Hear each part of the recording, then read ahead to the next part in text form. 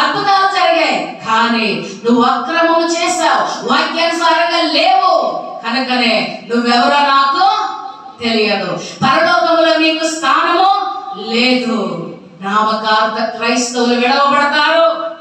అందుకే ఒక ఆయన అన్నాడు ఈ మధ్య, యేసు ప్రభు మట్టి ద్వారా చూపిస్తే నేను అరటికాయలు ఇచ్చి పిల్లలను పుట్టించలేను అన్నాడు.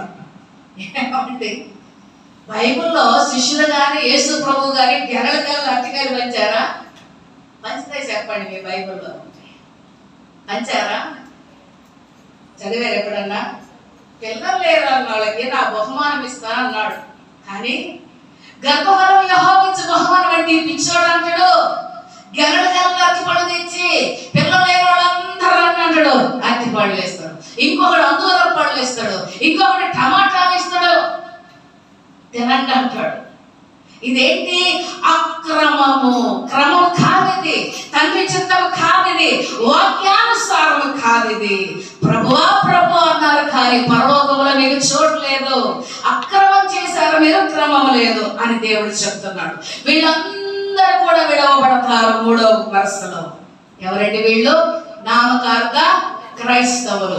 ఇలాంటి సాధకులను వెంబడించే విశ్వాసులు కూడా ఏమవుతారు? విడవబడతారు. అప్పుడు ఈ విశ్వాసులు అంటారు, అయ్యా మాదేం తప్పు ఉందయ్యా, మా నాయకుడు కదా అట్లా బోధించాడు, మాదేం తప్పు ఉందంటే మీరు చిన్న చెక్కీలు వేసుకునే బుడ్డ పిల్లలా? చెప్పండి, చిన్న ఫ్రాక్లు వేసుకునే బుడ్డ పిల్లలా మీరు? కాదు కదా, జ్ఞానం ఉంది కదా, ఆలోచన ఉంది కదా, మీకు వయసు ఉంది, ఆలోచన ఉంది, కానీ మీరు సరిగా ఆలోచించలా. మీరు వెంబడించే వాడిని, ఎలాంటి వాడిని ఎన్నుకోవాలో మీకు తెలియలా. ఇక్కడ మోసం చేసిన సేవకులు తప్పు కాదు, వెళ్ళి మోసపోయిన మీ తప్పు. దేవుడు అక్కడ విశ్వాసులకు కూడా చెప్తాడు, సేవకులకు అది చెప్తాడు, విశ్వాసులకు కూడా మాదేం తప్పు ఉందయ్యా, మమ్మల్ని నడిపించిన పాస్టర్ అలా నడిపించాడయ్యా అని అంటే, నీకు జ్ఞాన వివేచములకు ఆధారముగా ఆత్మని నీకు ఇస్తే జ్ఞానముతో ఆలోచించకుండా గుడ్డిగా వెంబడించావు. గుడ్డోటి పట్టుకొని వెంబడిస్తే గుంటలో పడతావు. న్యాయంగా ఇది